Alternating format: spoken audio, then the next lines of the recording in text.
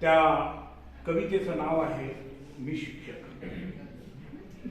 शिक्षक कसा असायला पाहिजे, त्याची समस्या काय आहे, त्या संदर्भामध्ये मी या ठिकाणी तुमच्यासमोर सांगणार आहे. ऐका मी काय म्हणतो. मी कवितेचं नाव आहे मी शिक्षक. मी जाणतो शिक्षकाला, मी मानतो शिक्षकाला.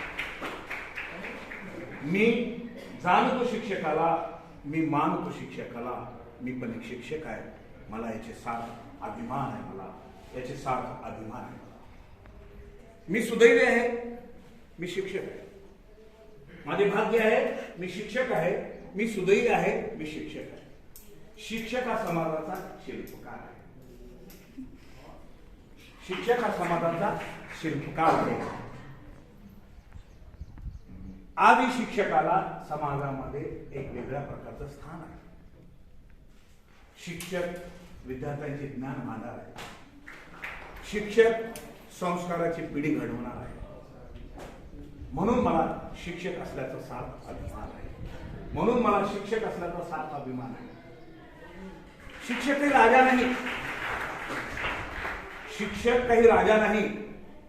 राजा बनवणारा मात्र शिक्षक आहे. शिक्षक काही राजा नाही, राजा बनवणारा मात्र शिक्षक आहे. शिक्षक हा समाजातल्या प्रत्येक घटकाला घडवणार आहे. अशी समाजामध्ये शिक्षकाची ख्याती आहे.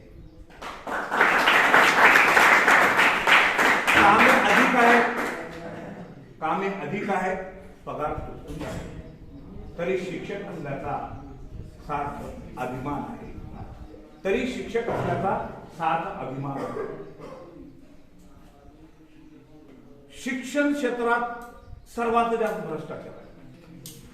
शिक्षण क्षेत्रात सर्वात जास्त भ्रष्टाचार आहे. या भ्रष्टाचारात शिक्षक सोडून बाकी सगळे अडकलेले आहेत. शिक्षण क्षेत्रात सर्वात जास्त भ्रष्टाचार आहे. या भ्रष्टाचारात शिक्षक सोडून बाकी सगळे अडकलेले आहेत.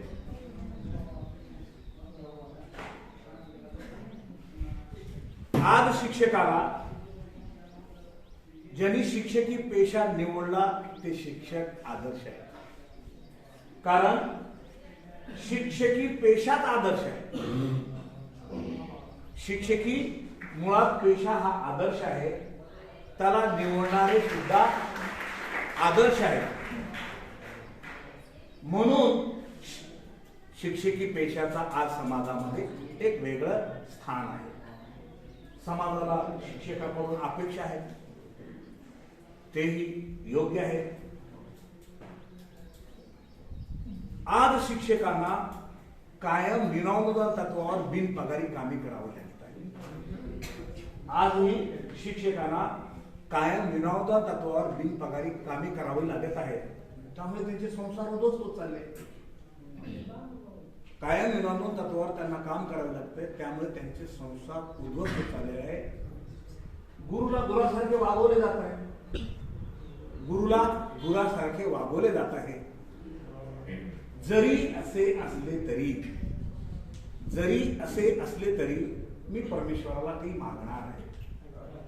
जरी असे असले तरी मी परमेश्वराला काही मागणार आहे. जरी दिले त्याने मला जन्मोजन्मी शिक्षकी पेशाच मागणार आहे.